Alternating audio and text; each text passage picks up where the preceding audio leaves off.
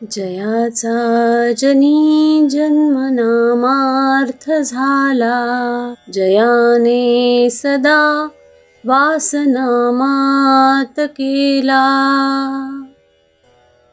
जयाच्या मुखी सर्वदा नाम कीर्ती, नमस्कार त्या ब्रह्मचैतन्य मूर्ती.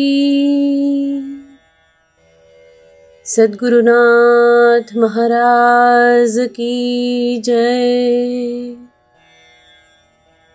सद्गुरु श्री ब्रह्मचैतन्य महाराज गोंदवलेकर यांचं प्रवचन. मायेच्या तावडीतून सुटण्यास नाम हेच साधन. 11 फेब्रुवारी. परमेश्वराची भक्ती करावी, त्याचे नामस्मरण करावे असे पुष्कळ लोकांना मनातून फार वाटते, पण काही ना काही कारणाने ते घडत नाही. असे का व्हावे? तर माया आड येते. मायेला बाजूला सारून भगवंतापर्यंत कसे पोहोचायचे? माया ही भगवंताच्या सावलीसारखी आहे. तिला सोडून तू ये असे त्याला म्हणणे म्हणजे तू येऊ नकोस असे म्हणण्यासारखेच आहे. कारण एखाद्या इसमाला तू ये पण तुझी सावली आणू नको असं म्हटले तर कसे शक्य आहे? म्हणून माया ही राहणारच. आपण तिच्या तावडीतून सुटून भगवंतापर्यंत पोहोचायचे कसे हाच प्रश्न आहे. आणि या प्रश्नाचे उत्तर एकच, भगवंताचे नाम घेणे. नामानेच मायेच्या तावडीतून सुटून भगवंतापर्यंत जाता येते. जसे व्यक्तीशिवाय सावलीला अस्तित्व नाही, तसे मायेला स्वतंत्र अस्तित्व नाही, तसेच तिला स्वतंत्र शक्तीही नाही. एखादा इसम पूर्व दिशेला चालला आहे तर त्याची सावली त्याच्या मागून त्याच दिशेने जाईल. त्या सावलीच्या मनात जर दिशा बदलून पश्चिमेकडे जाण्याचे आले तर तिला ते शक्य नाही. तो मनुष्यच जर पश्चिमेकडे जाऊ लागला तरच तिला या दिशेकडे जाणे शक्य आहे. याचाच अर्थ माया भगवंताच्या अधीन आहे.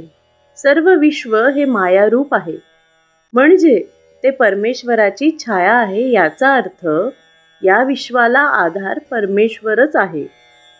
आता या मायेच्या तावडीतून सुटून परमेश्वराकडे कसे जायचे?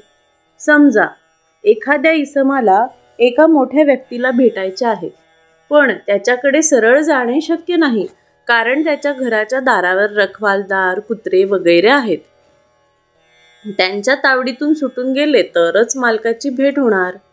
पण समजा मला अमक्या दिवशी येऊन भेटावे अशा मजकुराचे त्या मालकाच्या सहीचे पत्र त्याला आले असेल तर ते पत्र त्या रखवालदाराला दाखविताच तो त्याला बिनतक्रार आत सोडील आणि मालकाची भेट होईल.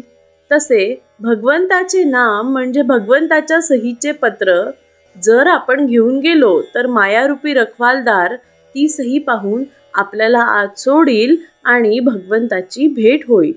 म्हणून माया तरून जायला भगवंताचे नामस्मरण हाच रामबाण उपाय आहे. नामस्मरणात खूप तल्लीन व्हावे, देहाचा विसर पडावा.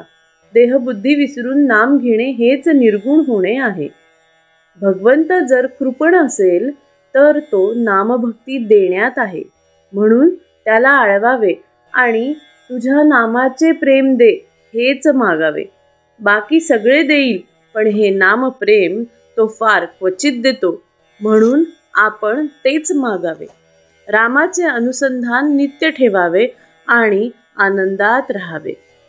विषयाची उर्मी हे मायेचे स्मरण होय, नामाचे स्मरण हे भगवंताचे स्मरण होय.